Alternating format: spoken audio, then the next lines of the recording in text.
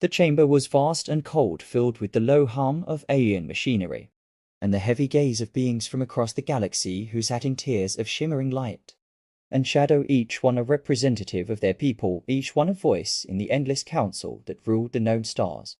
At the center stood a single figure, small by comparison, but radiating a peculiar energy. Their features were unmistakably human. A species relatively new to interstellar politics, yet known for their relentless spirit and unpredictable actions. The murmurs in the room rose and fell like the tide as the envoy took their place, standing on a raised platform that glowed faintly beneath their boots. They surveyed the room, their gaze steady, their posture firm. They were dressed in a simple uniform, the emblem of Earth visible on their chest, a small patch that seemed inconsequential compared to the elaborate sigils and banners worn by the other delegates. Yet it was this simplicity that commanded attention, for humans did not decorate themselves in the trappings of power, they embodied it with their presence.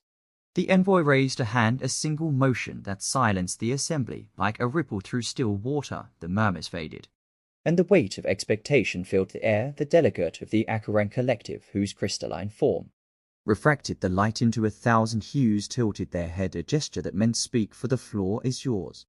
"We did not come here to beg, nor to barter." The envoy's voice was steady, carrying across the chamber with a force that belied their stature. "We came to tell you what we have decided. Humanity has watched and waited while this war has torn the galaxy apart.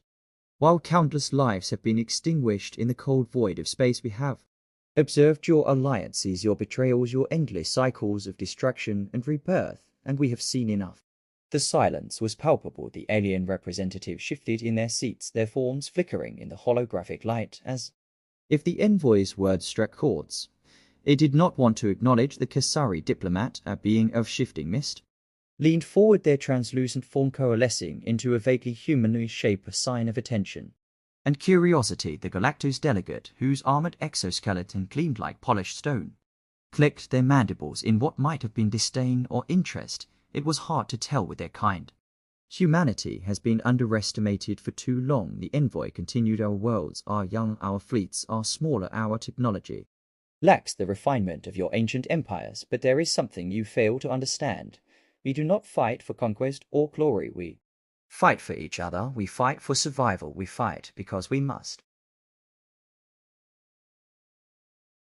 A ripple of reaction swept through the chamber, the delegates whispering in their native tongues, their voices overlapping in a symphony of unease and intrigue. The envoy stood firm, their eyes burning with a light that seemed to pierce through the layers of cynicism and doubt that filled the hall. They took a step forward, their voice rising not in volume, but in intensity, drawing the attention of every soul in the room. "When this war began, humanity chose neutrality, not out of fear, but out of wisdom. We knew the cost of war, and we refused to pay it unless there was no other choice. Today, we tell you that the choice has been made.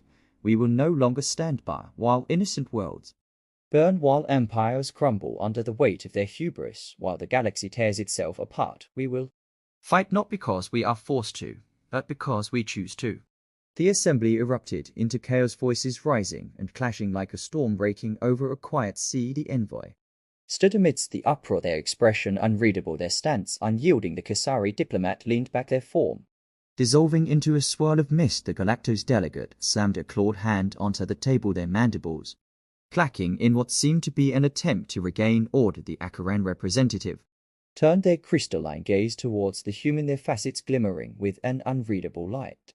As the voices began to quiet, the envoy spoke again, their words cutting through the tension like a blade. "We do not seek allies, nor do we ask for approval. We are here to declare our intent. Humanity is joining this war, and we will not stop until there is peace, not your version of peace built on the ashes of your enemies, but true peace, a peace that endures because it is just."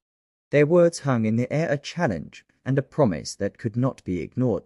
The assembly sat in stunned silence, their collective weight pressing down on the moment, as if the fate of the galaxy rested on their single speech. The envoy stood tall, their presence a beacon in the darkness of uncertainty, and in their eyes was a fire that refused to be extinguished. Its silence stretched across the assembly like the void between stars, an endless moment where every being in the chamber seemed to weigh the gravity of the words spoken by the human envoy in their own way. The crystalline Akaran turned their facets toward the council, their voice resonating in a tone that sounded like breaking glass yet carried a strange harmony. It is not in our nature to align with those who embrace chaos. But perhaps this human's defiance is the light that would reveal the path forward. The Galactos delegate, who had clicked and clattered in disdain earlier, now sat back, their mandibles twitching in contemplation. They were a warlike species who respected strength above all else. And in the Envoy's resolute stance, they saw not arrogance, but conviction that could not be broken. Others were less convinced. The Velati, representative, a species of shifting liquid forms, rippled with agitation, their voice an eerie echo. We have heard such bold claims before, only to see species crumble beneath the weight of their own hubris. Your fire may burn bright, human, but bright flames extinguish the fastest. The Envoy met the Velith's challenge with an unyielding gaze, their voice unwavering. Then watch us burn. We will not falter. And if we fall, we will fall knowing we stood for something greater than survival. We will fall as a spark, igniting something that no empire, no tyrant, no war can ever extinguish. The chamber fell into chaos, once more voices clashing like thunder as alliances began to shift, and ancient rivalries rekindled among the chaos. The human Envoy stood unmoving like a stone against the tide, a lone figure carrying the weight of their species' bold decision. As the council descended into debate, the Envoy turned and walked toward the exit, their footsteps echoing in the vast chamber. When they reached the threshold, they stopped, and without looking back, they spoke their final words. We are not afraid of the storm, we are the storm. Outside the great council chamber, the human fleet hovered in the void, their ships a patchwork of technology and innovation, born of necessity and ingenuity. And though they were fewer in number than the great armadas of the galaxy, they carried a power that was not measured in weapons or size. It was the power of unity, the power of determination, the power of a species that had learned to adapt and endure against all odds.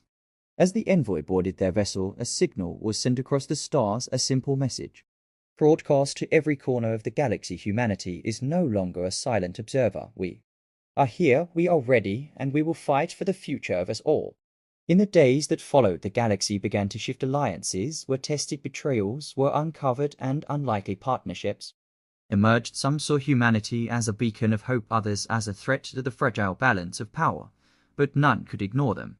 The war raged on, but the presence of humanity began to tilt the scales, not with overwhelming force, but with relentless spirit. In the battles that followed, humans became known as the defenders of the weak, the ones who would stand when others fled, the ones who would sacrifice so that others might survive.